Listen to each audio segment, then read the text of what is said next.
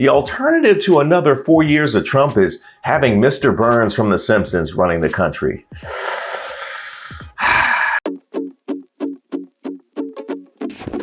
Welcome to Water Under the Bridge with me, Reese Waters, where I grade the last 30 some odd days we just had in hopes I can foster and promote gratitude when the times were good, but also give you a place to commiserate our collective garbage experience when they're not. Don't forget to like and share the video to give me your score in the comments below. And also, if you have any personal moments of triumph or misery, I'll take those under advisement as well. Let's get to April. And I'm sorry, can we finally talk about how Congressman and fictional resume author George Santos is still employed by all of us? He started his first week in office facing a formal ethics complaint from the Federal Election Commission for bogus claims he made while he was still running for office. Now, Santos, a Republican, has admitted to lying about his education, his work experience, even his faith. The Republican DA of Nassau County said she's looking into if any of these fabrications amounted to crimes, and federal prosecutors are looking into Santos's financial disclosures. That's right, investigate everything. I don't even believe this man's name is George Santos. Don't be surprised if we find out it's really something like Hector McFraud-Shyster, and this is his Better Call Saul alias. George Santos appears to be the least honest person in Congress, and that's hard to do. He should start writing a memoir because his days in Congress sound numbered, right? He can't stay there all year. From legislature to lockup, the George Santos story, I can see it now. And I would expect him to take some creative liberties because we all know he's good at that. No way he makes it to the end of the year, right? Speaking of which, President Joe Biden announced in April that he was launching his campaign for re-election. No rest for the weary or for octogenarians. Biden is already the oldest president in history, and that's saying something since almost all of them have been old. If Biden wins and serves a full term, he'll be almost 90 years old. So the alternative to another 4 years of Trump is having Mr. Burns from The Simpsons running the country. You know what? I'm going to need some younger candidates to emerge because I can't take too many more out-of-touch Methuselahs in the Oval Office. Former Governor of Arkansas, Asa Hutchinson, announced his intention to run for president of the United States in 2024. He also urged former President Donald Trump to step aside from the race. Good luck with that. Both of that's. Nobody wants a president named Asa. That doesn't sound powerful. It sounds incomplete. Actually, his first name is William, so why not go with that? See, that already shows that he has poor judgment. Another sign of poor judgment, Asa's still hanging in the race despite having no chance whatsoever at winning. He just keeps showing up, knowing he's about to lose. At this point, he is the Washington Wizards of the presidential race, the candidate you only watch because you actually came to see who he's up against. Now, Asa Hutchinson was the governor of Arkansas from 2015 to 2022, and the only people that know that live in the state of Arkansas. He's also served in the United States House of Representatives, but you know what? I'm not calling this dude Asa. His mama named him Willie. I'ma call him Willie. All right.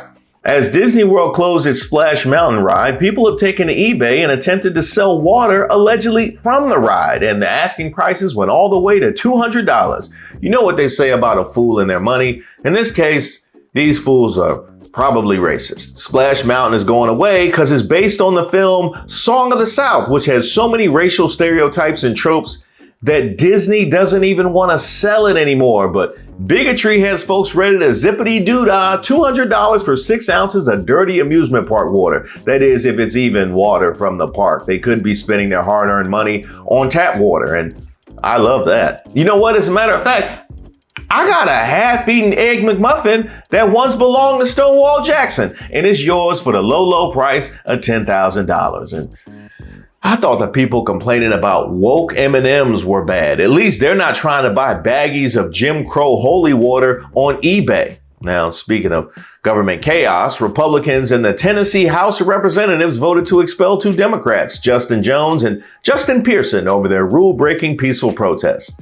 The idea was short-sighted as council members voted to restore both Jones and Pearson back to their offices, and they're both since been sworn back in. Now, expelling them was a petty move to begin with. I'm glad it backfired and blew up in their faces like an Acme product in the Roadrunner cartoon. Their spiteful vote made Jefferson and Pearson famous across the country. I had no idea who either of them was until they got expelled for political and evidently racial reasons. The Tennessee GOP created martyrs, but worse, martyrs that are still alive and showing up back to work with them each day. That's awkward. Imagine if Judas had to work right next to Jesus after selling him out. Like, hey man, I didn't think they was really gonna crucify you, Jesus. Come on, brother, you supposed to forgive. I will send a salute to Justin Jones and Justin Pearson for standing up for what's right.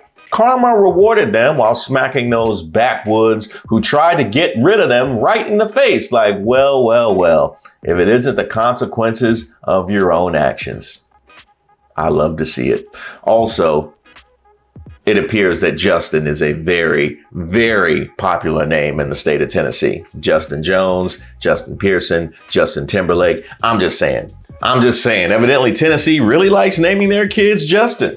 Also in April, the Supreme Court voted to protect access to abortion pills by overturning the rulings of the lower court that placed restrictions on their usage. So, hooray for birth control. As a result of the verdict, the United States added the Drug Administration's approval of the drug mifepristone, and the subsequent actions that made the pills more easily accessible will in fact remain in place. Now, I don't know if the Supreme Court did this for the right reason, because women should have bodily autonomy, or for the dusty one, because they don't think everybody's fit to raise babies. But whatever the case, it's a win. If I were arguing the case on behalf of birth control, I'd make the justices just sit through 3 straight episodes of paternity court. I guarantee they'll leave there thinking, we gotta help stop these idiots from procreating. So pro-lifers and Nick Cannon, I guess, is back to the drawing board for y'all.